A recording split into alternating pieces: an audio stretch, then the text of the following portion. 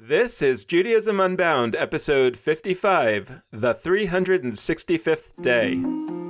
Welcome back, everyone. I'm Dan Liebenson. And I'm Lex Rofus. And this is actually our 365th day of the podcast. We launched last year on March 4th, and today is March 3rd. So we're really excited to have come full circle. And actually, when we were talking to Erwin Kula last week, I thought that was our last episode of our first year. But it turns out that by one day, this is our last episode of our first year. So I'm going to consider it our first episode of our second year. Years Unbound. Well, actually, right. One of our ideas has been to make some adjustments to the Jewish calendar. So I think that maybe this is the first time. So as we often do, I just want to start and open by thanking our listeners in so many ways. Not only have you supported us financially over the course of our first year, but we just love that so many listeners have sent us emails and Facebook messages and such. Actually, a really interesting thing is happening recently where listeners are recommending guests that we should have, which we love, which we think is a great idea. So please keep those coming. And we really have been influenced by a lot of the ideas from listeners who have written in, and we've brought up those issues on shows coming up. And we really, doing a podcast, for me at least, is this weird experience. We'll talk about this more later, I think, but it's this weird experience of talking and you don't really know who's listening. You know that a lot of people are listening because you can see the numbers online, but you can't really know who they are. And so the idea that people write into us and contact us in other ways, we've been invited to different communities to speak. We love that because it's really a chance to get to know who's listening and to understand this community that's kind of forming here, which is not at all something that we expected when we launched the podcast. I want to, again, as we often do on these episodes, ask for your help in a couple of ways. Number one is, even though it's a year in, it's still really helpful to us if you go onto iTunes or wherever you listen to podcasts and give us a 5-star rating and maybe even write us a very brief review. That helps us in the iTunes search mechanisms, and it helps people who are looking for a Jewish podcast to be more likely to stumble across ours. So that would be super helpful, as would, of course, financial support. We have all kinds of different approaches to financial support that we're looking to. You can go to www.judaismunbound.com/donate and find all sorts of different ways that you might support us, ranging from a one-time gift to an ongoing monthly support through Patreon, or you can also do that through PayPal. So we really, an interesting piece on that is that we've mentioned this briefly before. We're working on a new podcast series about the Jewish holidays, and we came to realize that it's really complex to put together a new podcast series, particularly in the style that we want that one to be, which is more shorter segments and a lot of different voices coming in, and that's a complex editing job. And we realized that for us to really launch that podcast the way we really want to launch it, we probably need to hire another staff person, another editor, and at that point we'd actually have the capacity to do even more podcasts. So we're going to release some of those episodes in the next few weeks as bonus episodes of Judaism Unbound, but we're really realizing that we can vastly increase the amount of material that we're putting out there, but we do need some substantial new support to be able to do that. So again, thanks so much for a full year of listening to Judaism Unbound, and we're going to jump into our conversation, which is really going to have a few parts. We're going to first talk a little bit about the last few episodes, and then we're going to talk about where we are thinking back on the whole first year, and both in terms of the ideas that we've been exploring and also other dimensions that we've been experiencing running this podcast for a year. And then we're going to look ahead to sort of say, well, a year in, what are the questions that are really top of mind for Lex and me right now? And we will basically be exploring those questions over the next year, along with questions that you, our listeners, are raising. So Lex, as I look back on the last few episodes with Douglas Rushkoff and Erwin Kula, it actually is dovetailing for me with this basic question that once you sort of accept the idea that we need innovation in Jewish life, whether that's sustaining innovation or disruptive innovation or both, Clayton Christensen really puts out this idea that a helpful way to think about how to put that innovation into place is to imagine that the people who are not currently participating have a job to be done in their life, and you're trying to understand in a deep way what that job is, and then ask yourself, does Judaism have the capacity to do those jobs in people's lives? And then there's a question of, are we capable of doing that job? Do we want to be doing that job? And I think that maybe that's a good place to start, because that was really a lot of what Douglas Rushkoff was talking about in terms of, well, what is it that Judaism really is on a fundamental level? And where does that land on you, that question of, is there a sort of essential set of things, right? He talks about iconoclasm and monotheism, abstract monotheism, and social justice. Social justice. Yep. Yeah, I mean, so I indicated this in our conversation with Douglas Rushkoff, but this essentializing project is a difficult one for me. And what I mean by that is that basically trying to break down Judaism into sort of that core piece or core couple pieces that's the key and everything else sort of builds around it is something I'm resistant to, because I struggle with whether that's historically been the case or if it is today. But given that, I think that what Rushkoff lays out with iconoclasm, monotheism, and social justice is an interesting trinity, and I use that word intentionally because it's of course a religiously connoted kind of word in Christianity. But here's my question, and I want to give a shout out to a frequent listener who I speak with a lot. Hey, Chava, I know you're listening. But what we brought up with Rushkoff is the question of, is monotheism really at the core of what Judaism has been and must in the future be? And I think when we look at the has-been question, when we look at what Judaism has represented for most of its history, I think, yes, ultimately monotheism has been a characteristic of what most institutional forms of Judaism look like. Now, in virtually every era, there have been large groups of dissenters from that. In some eras, it appears Judaism may have been polytheistic. In other eras, there are plenty of Jews who would have been monotheistic. People throw around terms like henotheism to refer to how the Bible looks at gods or God. Like we have our superior God, but there might be other ones. Okay, I've heard that as basically monolatry. Yeah, so the henotheism and monolatry are, if my understanding is correct, very, very close to one another. I think there are some really sort of nitty-gritty kinds of distinctions in the scholarly world, but I think for our purposes, it is largely, we're talking about monolatry or henotheism. So what I would ask, and what we did bring up with Rushkoff, is monotheism really sort of an eternal must-have core concept of Judaism? And for me, I'm not sure it is. And specifically in today's world, I think there's the ongoing question that we've alluded to of Jewish atheists, which are a huge portion, people who actually identify themselves as Jewish and non-believers in God. And then there's a whole, maybe even bigger group, probably bigger group, of Jews who might not call themselves atheist, who maybe they're agnostic, but maybe just God isn't really something they think about very much or relate to. And I think that that's really crucial, because right now, if monotheism is one of our three core principles, those people are certainly feeling on the margins of what Jewishness or Judaism is. And I think that could change, and I would like it to change. So basically, I want to bring that question up, which is, do we really think that if Judaism became not monotheistic, either in the sense that it adopted some other kind of ideology, or it just didn't have theology in the same way, like, would it still be Judaism? And my claim is yes. And it sounded like, honestly, even Rushkoff's claim is yes. And the reason I brought up Chava is because Chava said that in certain ways, it might be that monotheism is actually an icon.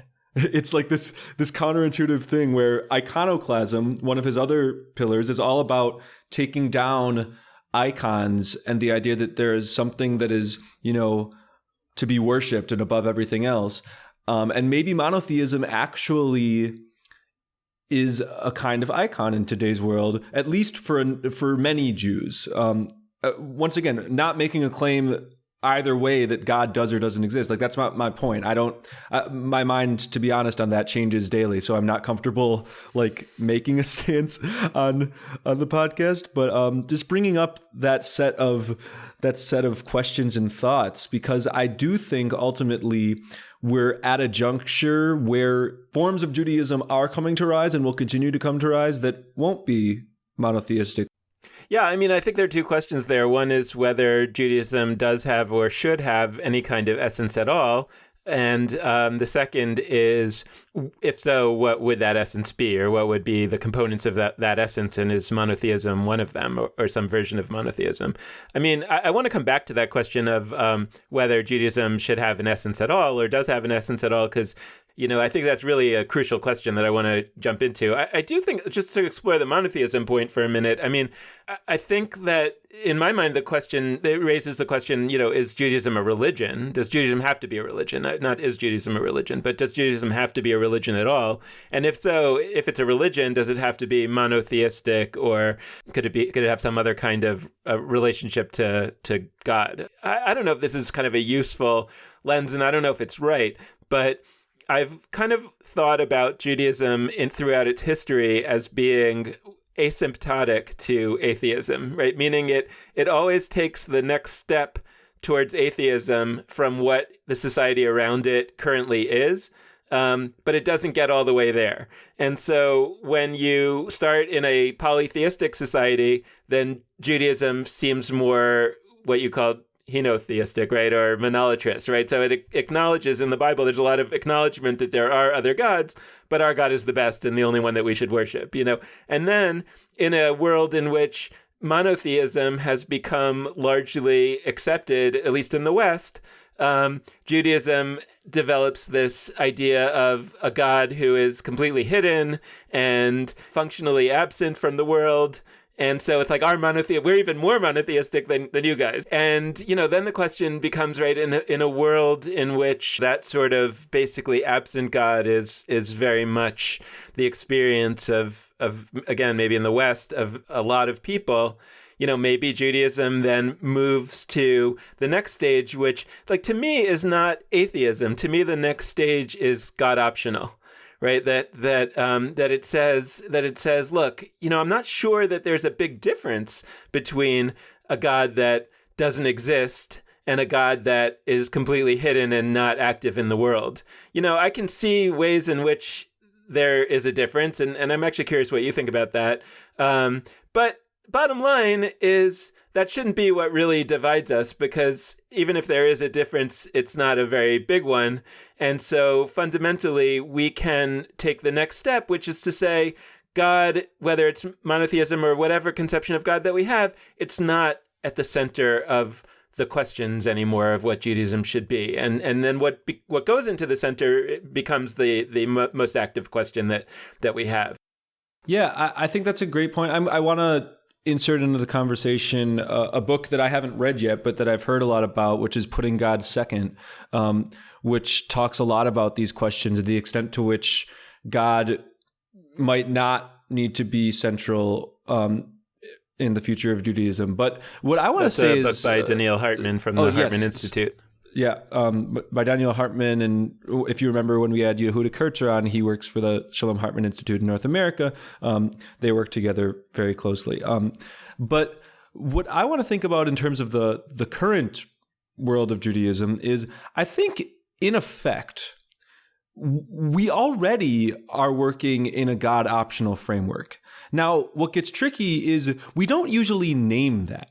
You don't have rabbis at the front of the room in their sermons, or communities like saying forthrightly, like most at least, that you don't have to believe in God. You do have some. We talked with Labshul, and we see like some communities that are very transparent about, whatever your thoughts on God, you can be here. But there still is this taboo in a lot of places that, certainly we know there are folks in the room who don't believe in God, but we're not going to really put that center stage. And, I'm naming that because I think it continues to set a framework where basically the idea people have is that Judaism is a monotheistic religion that has some atheists, as opposed to a God-optional religion that has monotheists, atheists, whatever different theists or not we are talking about. And I do agree with you very strongly that it would be more desirable for us to have a God optional framework that's not just sort of in passing, but we say so proactively. We set the tone that, you know what? We, the institutions, or we, Judaism, don't have monotheism at the core, but rather we have a historic connection to a lot of different kinds of monotheism. But today, we're aware fundamentally that that's not the prevailing norm in all of our communities anymore. I think historically, the idea may have been in certain eras that if you're not a monotheist, like, okay, but you're either not going to be a part of a community, or if you are, you're sort of going to be a dissenter or a marginalized member of the community. And I want to be a little bit clearer. It's not that those people are oppressed in some big way. It's just that communities organize themselves around the proposition that monotheism is sort of the norm. And historically, that means everything from religious school education, talking about God, the character in the Torah or elsewhere, as real, and not certainly with young children, but even with middle and high school children. It's often not a question of does God exist, but what kind of God exists, in my experience, even in non-Orthodox spaces. And that's not necessarily horrible, but it does set a tone that this is our norm, monotheism. And if you aren't part of it, you're still welcome here, but you're not really centralized. And I think that leads a lot of people to be less interested. And it doesn't need to be that way, in my opinion. I don't think we need to have that central proposition around which we organize. So then let me ask you a question, because I've been meaning to ask you this for a while, but when you say, for example, that Judaism could be a God-optional religion, could you explain to me a little bit more about like how you're using the word religion? Because I asked Erwin Kula also, right, and he said that he translated religion to be what he called a technology of human flourishing. And I'm just not sure why to use the word religion, and I'm curious like what you mean by it. So I'm glad you asked, because I do like the word religion, and I do think Judaism is and should be a religion. So when I'm talking about religion, I want to make it clear that to me, religion is not defined primarily by theology. Religion, like when I say religion, I'm not talking about the category of things in the world that engage with God.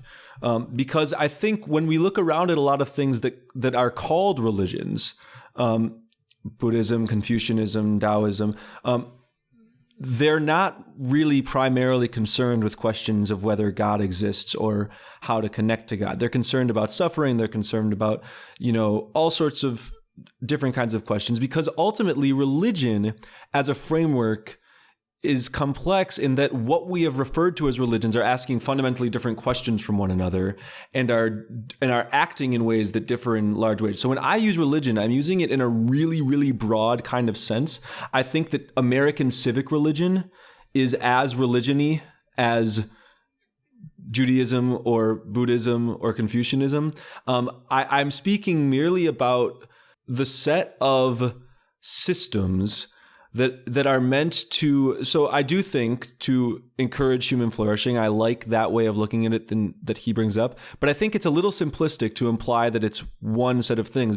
I actually think back to Angie and Casper, who talked about, there are sort of 6 categories of jobs, to use our current framework, that many institutions are doing, whether it's, building community or camaraderie, whether it's engaging with important big questions. I don't remember all of their categories, but I think ultimately I opt to a definition of religion that isn't, it's these 3 things, and if you have them, you're a religion. If you don't, you're not. But more like there's sort of 7 or 8 broad jobs that various things we have called religions do. And if you're doing 4 or 5 of them, I'm comfortable calling you a religion. So I think Judaism has done a lot of those jobs, and I'd like it to continue. So in terms of connecting people to others in community, I think that's important and a good job for Judaism to keep doing. In terms of engaging deeply in celebration and joy through an organized kind of tradition, Judaism does that, and I'd like it to continue doing that. In terms of deep forms of learning and study, which are characteristic of many world religions. Judaism's done that too. So that's what I'm talking about. And yes, I do think that engaging with God and theology is another characteristic of many world religions. And the fact that some systems do it make them more likely to be called religions. But ultimately, I think that Judaism could still be a religion without that being the central point. Yeah, and I don't think that this is the most important thing that we have to talk about, but just, I kind of resist the word religion for whatever reason, like I'm curious, like, if other people think like me or like you, or there's probably a split, but like for me, a religion connotes some kind of theistic, practice. And I understand that that's not always the case, with certain Eastern religions, for example, but somehow that's how it lands on me, right? And so I'm resistant to the word. So one option is to reinfuse the word with new meaning, right? And the other is to move away from the word, and that is hugely central to our question, right? I mean, our podcast is called Judaism Unbound. You could imagine, right? Because we're saying that we want to see the next iteration of Judaism, whether that's a disruptive innovation or a semi-disruptive or but some kind of new mixing together remix of Judaism that would be sort of a next iteration. We've talked about whether that's like 3.8 or 4.0, and you could say, oh well, that shouldn't be called Judaism. That should be called something else because it's the next iteration. And Dan Mendelsohn Aviv talked about this way back when, that he was very conscious of using the word Judaism to describe what our people's practice has been, since it was founded, knowing full well that Judaism only became the term for it after the destruction of the Second Temple and in Rabbinic Judaism. So prior to that, it wasn't called Judaism. It probably wasn't really called anything, but it was, academically, we call it Israelite religion. I agree fully that the term religion turns off a lot of people.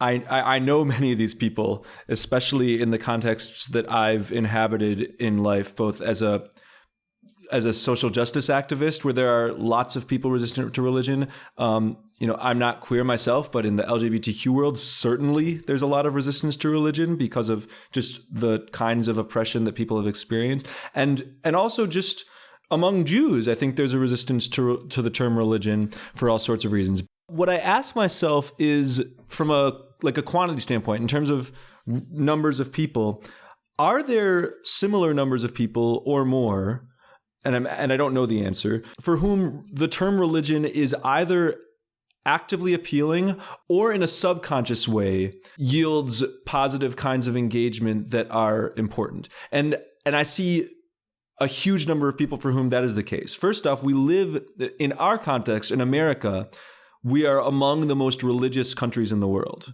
Every statistical study that is done indicates that there are a higher percentage of people who regularly do things that we think of as religious and think of themselves as religious than there are in most countries in the world. And the other thing I'd say is that you have a lot of people for whom they might not be living out their religion day to day, but the fact that they have one seems to give them a deep kind of curiosity or a reason to connect to their heritage or etc. You have people who want deeply to connect to whatever religious heritage they have or religious identity they have in a way that I don't know that they do with other elements of their identity. You have people that, they realize at age 30, I never explored my Jewish identity or my Christian identity or my whatever. And they feel like that's an absence. They feel like that's a loss. And I think it's because we're in a society that places a high value on religion. Now, that's totally changing. All of these things are changing rapidly. And I have no idea if in 50 years or 100 of years, any of this will still be the case. I would not claim at all that we need religion eternally. And I certainly think in the Israeli context, the term religion, dati, is a lost battle and is probably done. Like, I would not defend it in Israel, where the term is so tied to ultra-Orthodoxy, etc., that it's unsalvageable at this point. But I think it still has a shot in America because of the broader societal context we're in. Well, share a story. It was a really interesting, amazing story. My parents lived in Israel for many years, and my mom passed away about a year ago, and she was in a hospice for a while. And when I came to visit her in the hospice, this wonderful woman came to sit with us, and she was the most kind of warm and soul-inspiring kind of person that, like one of the most that I've ever met. And it was so, obviously it was an important time in our lives, but it was so moving, to talk to her. And we were so happy that she came, and she introduced herself as the, I think she called herself, the Milava Ruchanit, which means the sort of spiritual guide or something like that. And she said, in English, you would call me a chaplain, but don't worry, it has nothing to do with religion whatsoever. Absolutely nothing. She was so, because she was used to Israelis being horrified by the idea that a religious person would come to their bedside, right? And it was so striking that she felt the need to completely distance herself from religion. So that's my question, is whether, not so much whether religion is problematic as much as is there a different framing that we might have, or maybe one of the disruptive innovations that we could play with is other framings that might characterize Judaism in some other way that would be less likely to press the resistance buttons of people that are not participating in Judaism. And because of their non-participation, the word has been kind of poisoned in their mind or given in their mind a set of connotations that they just can't get past. I think that's a really good point, and I also want to bring up sort of a segmenting that we've talked about before. This won't be new, but there's the non-participants in Judaism or Jewish life who are Jewish, and then there's the non-participants in Jewish life or Judaism who aren't Jewish but could be attracted in the future to some form of Judaism. And I think on this conversation in particular, it's really important to make that distinction, because among Jews, when they do various polls about religion, and they poll Jews and they poll Christians and they poll atheists and they poll, it tends to be, and I'm not looking at one right now, but I'll try to find one for the show notes. It tends to be that Jews are actually really similar to atheists. They're closer to atheists than they are certainly to Protestant Christians and a lot of other groups that are in these polls. And the reason I bring that up is because I think there is a lot of evidence that certainly there would be more of a resistance to the term religion among American Jews than among the rest of Americans. Now, that said, if we open up our future frameworks and paradigms to the possibility that there'd be this influx of a bunch of people who are not currently Jewish into a framework of Judaism, I think there are a ton of people from other groups for whom the term religion is a huge plus. And part of why I'm coming at this is because I lived in Mississippi for 2 years, where even the very progressive, I mean, you do have small pockets of progressives and certainly among various minorities, et cetera. But religion is a really positive thing. People would ask me, what church do you go to? And I'd say Beth Israel. And that was totally acceptable and wonderful. They knew Beth Israel was, quote unquote, the Jewish church in Jackson. And that was great. And they loved that, you had faith, to use a Christian phrasing. But if I had said I don't go to one, that would have been strange. And so in certain areas, I do think that we still have a very positive connotation. And I also think of the framework of what I like to call peer institutions. So I spend a lot of time following higher education news, and I follow my own alma mater's decision making. And a lot of it comes down to who Brown thinks its peer institutions are. So if we compare ourselves to the 7 other schools in our sports conference, we are impoverished. We have very little money compared to those 7 schools. If we compare ourselves to the rest of the universe, We're among the wealthiest universities in the world.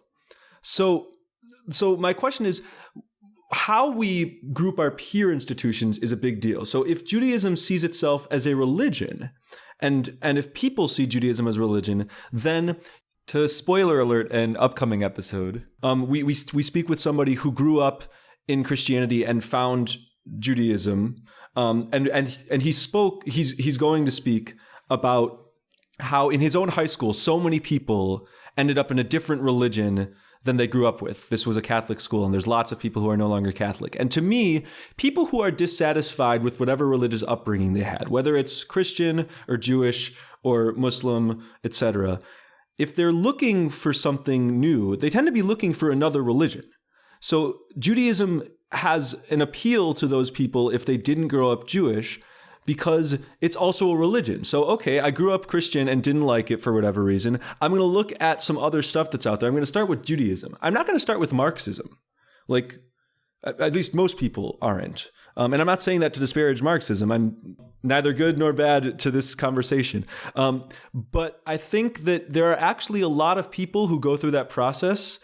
And once again, us being in sort of the peer category of religions creates a possibility that people would look to connect. And once again, it's not the point isn't that they disconnect with Judaism and that's great because we want to build numbers. The point is it's great because those people are then able to channel the things we believe to be good about Judaism to improve their own lives and the world. And, it's funny, as I say that, it's kind of a big picture direction, talking about Judaism being channeled into the world and ideals for improving lives. And I want to jump into a latter part of our conversation today, which is a look back at the podcast thus far. We've been doing a little bit of this, but because this is our 365th day episode, it seems as important as ever. So I guess, Dan, I was wondering if you want to kick things off and just talk about, are there any other themes? We've been talking about a few today so far, but are there any others that you want to sort of encapsulate and name here as we head into our second year? We talked about this with Erwin Kula last week, but really just the entrepreneurs that seem to be most successful in the work that's being done up till now, just the degree to which those new organizations flowed out of their own personal needs. And part of that is saying, I think that probably as an investment strategy, if an entrepreneur were coming to you and saying, I want to build this new idea, it probably makes sense to find out if that is actually their own personal need, because they're probably going to be more successful. I mean, that's sort of one way of thinking about it. But I think that the more significant way of understanding that is that those folks are sort of naturally orienting their organization to the jobs to be done that they have in their own lives. So when David Siegelman creates Moishe House out of a deep understanding of, out of his own sense that, he's looking for this way of experiencing Judaism with peers in their flexible ways that they're experiencing it, as opposed to in some kind of way that some other institution is designing. There are a lot of people like him, right? So naturally, that innovation is something that has very wide appeal, even if he didn't sit there with a whiteboard saying, what are the jobs to be done that young Jews in their 20s and 30s have to do in their lives. Yeah, I agree really deeply with that. And I remember when David Siegelman first brought it up in our Moishe House conversation, and it was it felt kind of obvious and straightforward at the time, but then having it in our lens as we spoke with person after person after person, I mean, it really is the exception to the rule that people didn't fit this model. I'm thinking of Jewish Without Walls. I'm thinking of, Aleph. I'm thinking of all, the people we spoke to after that. We're talking about, I had X issue in my, Bim Bam with Sarah Lefton. I had X issue in my life. I, for whatever reason, decided I was going to fix it instead of just putting my hands up in frustration. And so I then created an organization. That is a really important teaching. And I also think what that demonstrates is that there's a real need for the leadership. I mean, this is what you just alluded to. There's a real need among people that are working in Jewish life to represent a huge, vast set of different kinds of needs. We really, really desperately need people in leadership who have the problems that Sarah Lefton had, where she felt, I have no information. I really have this passion about Judaism, but no grounding. So then she's going to go and make this organization Bim Bam. But we don't just need it so that we can have nice, awesome projects as a result of it. We need it because the very work of the organizations themselves is fundamentally shifted when you have people in positions who get it. Back in our second conversation with B'nai Lappi, she spoke about how, feminist spaces really need to be led by women.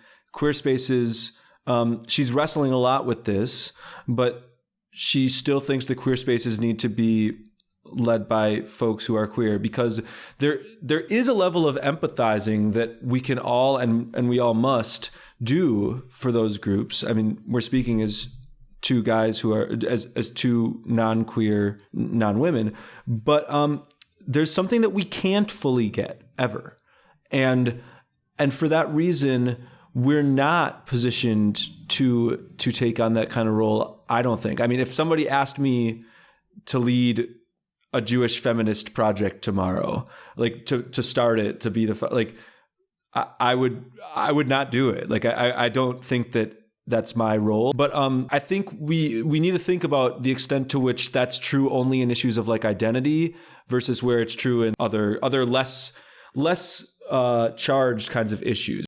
Going back to our intermarriage block, even, like, what would it look like if the people looking to engage folks in interfaith relationships were themselves intermarried? I read an article recently about some really great sounding conversation groups in the New York area that are entirely interfaith couples themselves. And as somebody who is in that group, that sounded way more appealing to me than the vast majority of the well-intentioned great work that other organizations are doing, because I know that I will be in a room of people who may not see things exactly the same way I do, but who are at least in the same context, have some of the same experiences. And so that's why I'm sort of bringing it up, because I think it's an issue that cuts across many of the blocks of episodes that we have looked at. We were going to treat this as two separate parts of today's episode, but I think this is a good place to talk about our experience a little bit, and then I want to come back to this question, but to talk about our experience a little bit launching the podcast, because, I didn't intend for this podcast, and I don't think you did either, to be more than kind of an analytical podcast that talks about, what's going on in the Jewish world and how could it be better. And relatively early on, we started to get emails from people that were saying, listening to your podcast is my Jewish practice. I listen to it every week as I'm jogging and I feel like I'm having a Jewish experience, or, people putting together book club type of things to talk about our podcast and everything. And somehow, we kind of realized that, oh, wow, there seems to be kind of like a community developing here. We didn't set out to do that. And as I'm reflecting upon what we're saying about these other entrepreneurs, I'm realizing, right, that or at least I can talk about myself, right? I was trying to solve a problem that I had, which is that, I want to have these conversations. I want to have this sense of open thinking about how Judaism could be better, that I've had these experiences in my life where I feel like I've had a lot of education, so I know what's the potential, but I haven't had a lot of experiences where that potential has been met, and I want to try to work that through. And when I sort of set out on that, for me, it was just thinking I'd love to do this analytical work to try to think it through. And it turns out that I guess I'm like more people than I was thinking at the time, right? And realizing that there's a lot of people out there who also want that. There's a human nature thing that plays into this to some extent. I think for better or for worse, we're all a little bit selfish. And I do mean both better and worse. I'm not saying that entirely cynically. But what that means is we might have whatever analysis on the table, as we do in this podcast, but certain things are going to stick with us bigger because of our own personal experiences. And look, the nature of the work that we do, especially when we have a little bit of freedom to go in different directions, as we do as a young organization, we're going to go in directions that speak especially to us. I'm a person who, for whatever weird, bizarre reason, loves the holiday of Shavuot. What was the first initiative that we did online to create a holiday initiative to reach people that aren't connecting much with their local communities? It was Shavuot Unbound. Now, I didn't think consciously about that. But like, that was something that I had experienced in the past where I had wanted to have a way to engage deeper in Shavuot, but there wasn't really a great format in place for me to do that. And so now we're doing other holidays, but I think once again, I'm not saying this selfish piece because I think it's bad. I think it's how we work to some extent. We might have whatever broad idea we have, but when we start to specify it and work really hard, it gets to the needs that we have. I mean, to bring back Sarah Lefton and Bim Bam, I mean, for a while, she was focused on adult learning and these great Torah portion videos. Then she herself has some young kids, and she's working with a lot of people who have young kids. They start this Shaboom, this animated TV show to reach people who are in their own situation. I think that's a reality of how we work. And to steal some of the language we used in the intermarriage conversations, we could fight that reality, or we could embrace that, okay, all of us is likely to do a better job and achieve more if we're working on something that really gets our fire going. And that fire is likely to happen from our own personal needs. So let's just determine what those are and do it, and have the faith, like you said, that there are other people out there that share the same needs. And I think with our podcast, 100% we've done that.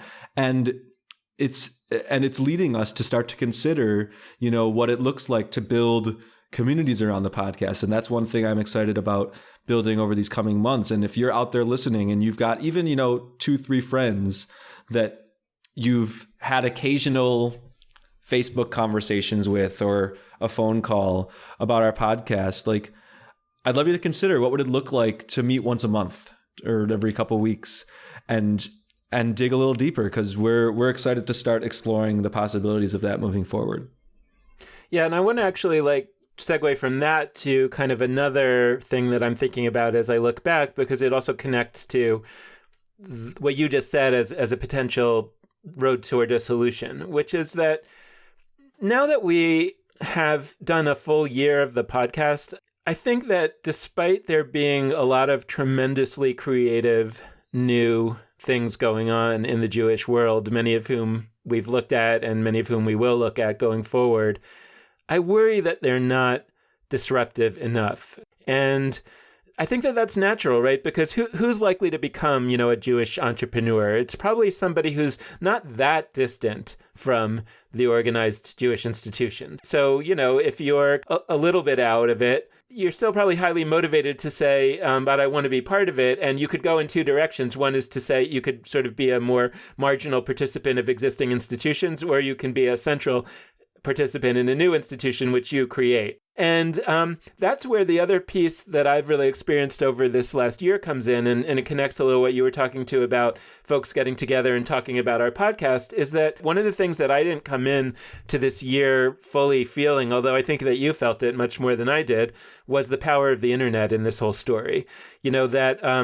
That I've talked about before, that Yitz Greenberg has talked about these different phases, these different eras of Judaism, as that in each era, God takes a further step back, and that leaves more responsibility on human beings. And as a result, we need more human beings to shoulder that responsibility. That's Yitz Greenberg's kind of theological view of Jewish history. And I think that dovetails really well with how we started the podcast today, too, talking about monotheism, because it really is this point at which, whether we're moving towards atheism or God optional, God is clearly faded even a little bit further back into this experience of all this, and that leaves us shouldering more responsibility. And when Yitz Greenberg was talking about this, 30, 40 years ago, he understood that to mean that the lay leaders of Jewish organizations are sort of our new rabbis. They're the ones they're an expanded group who are going to really shoulder this responsibility. But I think that the digital age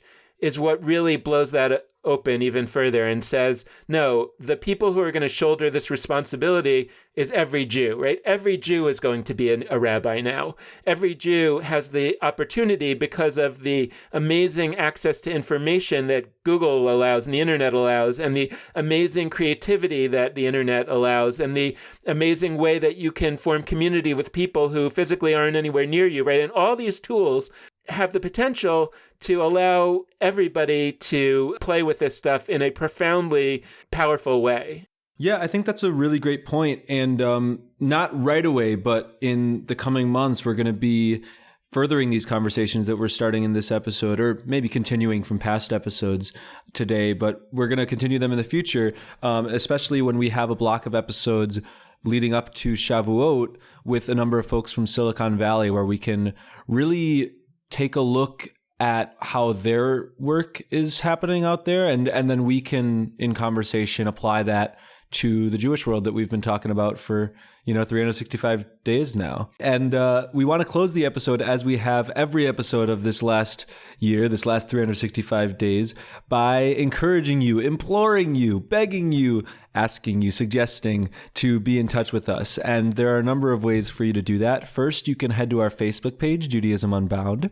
Second, you can head to our website, JudaismUnbound.com, which over the past year has really expanded to include show notes for all of our current episodes, and it will also include show notes for all of our future episodes. We've started the process of getting full transcripts, so you can have written out the full text of some of our episodes. We have a few of those rolled out already, and we'll have more in the future. And last but not least, you can always send us a note via email at dan@nextjewishfuture.org or lex@nextjewishfuture.org. The last request we always make is that you can support us financially with a donation, either on a month-to-month basis, repeated, or just one time. And you can do that at judaismumunbound.com/donate. So thanks so much for listening. This has been an incredible first year. And with that, this has been Judaism Unbound.